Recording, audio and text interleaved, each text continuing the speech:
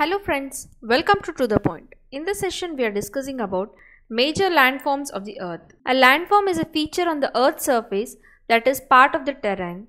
Mountains, hills, plateaus and plains are the four major types of landforms. Minor landforms includes buttes, canyons, valleys and basins. Tectonic plate movement under the earth, they can create landforms by pushing up mountains and hills. We all know that the surface of the earth is not even. That means it is not same everywhere. The earth, it has an infinite variety of landforms. Some parts of the lithosphere, they may be rugged and some flat.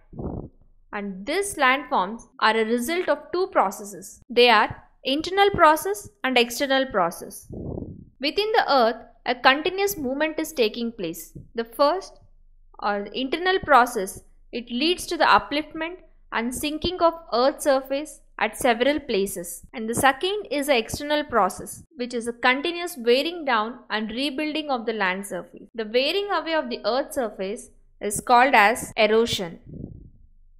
The surface is being lowered by the process of erosion and rebuilt by the process of deposition. These two processes are carried out by running water, ice and wind. We can group different landforms depending on the elevation and slope as mountains, plateaus and plains. Mountains. A mountain is a natural elevation of the earth's surface. The mountains, they may have a smaller summit and a broad base, and this is considerably higher than the surrounding area. Some mountains are even higher than the clouds. Some mountains, they have permanently frozen rivers of ice and they are called as glaciers. And there are some mountains you cannot see as they are under the sea. Because of the harsh climate, less people live in the mountain area. Since the slopes are steep, less land is available for farming. Mountains may be arranged in a line known as ranges. Many mountain systems, they consist of series of parallel ranges extending over hundreds of kilometers. The Himalayas, the Alps, and the Andes are the mountain ranges of Asia, Europe and South America. Mountains vary in their heights and shape. There are three types of mountains: fold mountains, block mountains and the volcanic mountains. Fold mountains. Fold mountains are the mountains that form mainly by the effect of folding on layers within the upper part of the earth crust. The Himalayan mountain and the Alps, they are young fold mountains with a rugged relief and a high conical peaks. The Aravalli range in India, it is one of the oldest fold mountains in the world. The range has considerably worn down due to the process of erosion. The Appalachians in North America and the Ural Mountains in Russia, they have rounded features and a low elevation, and they are said to be very old fold mountains. Block mountains. Block mountains, it is defined as the result of faulting that is caused by tensile and compressive forces, which is motored by endogenic forces coming from within the earth, also known as fault block mountains. Block mountains, they represent the upstanding parts of the ground before two faults or on either side of a rift valley or a graben. Block mountains are created when large areas are broken and displaced vertically. The uplifted block is termed as host, and the lower blocks are termed as graben. The Rhine Valley and the Ostis Mountain in Europe are the examples of such mountains. Volcanic mountains. A volcano, it is a rupture in the crust of planetary mass object such as the Earth that allows hot lava, volcanic ash and gases to escape from a magma chamber below the surface. Volcanic mountains, they are formed due to a volcanic activity. Mount Kilimanjaro in Africa and Mount Fusiyama in Japan are the examples of volcanic mountains. Mountains are very useful. The mountains are storehouse of water. Many rivers, they have their own source in the glaciers in the mountains. Reservoirs are made and water is harnessed for the use of people. Water from the mountains, it is also used for the purpose of irrigation and for the generation of hydroelectricity. The river valleys and the terraces are ideal for cultivation of crops. Mountains have rich variety of flora and fauna. The forests provide fuel, fodder, shelter and other products like gum, raisins, etc. Mountains provide an idyllic site for tourists.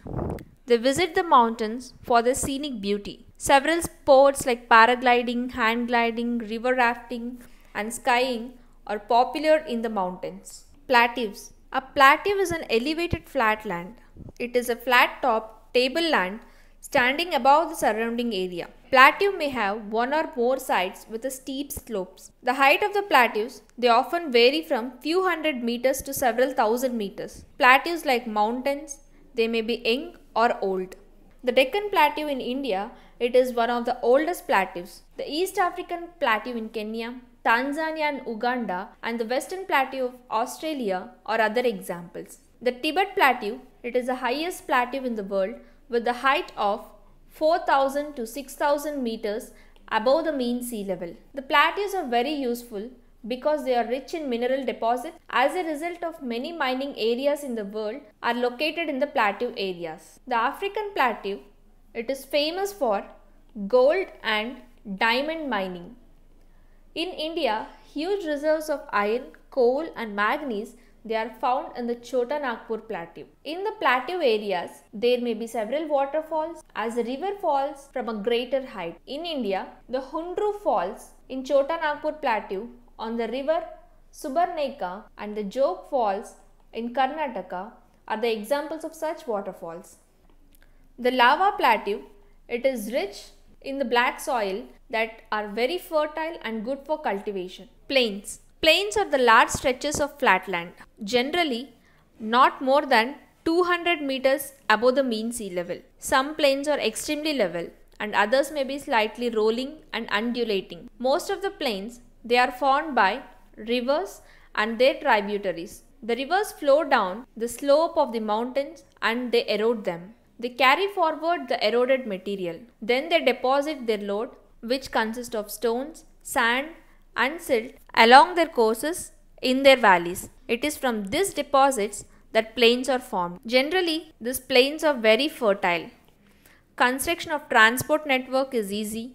Thus, these plains are very thickly populated regions of the world. Some of the largest plains made by the rivers are found in Asia and North America. For example, in Asia, these plains are formed by the river Ganga and Brahmaputra in India and Yangtze River in China. Plains are the most useful areas for human habitation. There is a great concentration of people as more flat land is available for building houses as well as for cultivation. Because of the advantage of the fertile soils in the plain, the land is highly productive for cultivation. In India too, the Indo-Gangetic plains are the most densely populated regions of the country. See you in the next session with some other interesting topic. Thank you.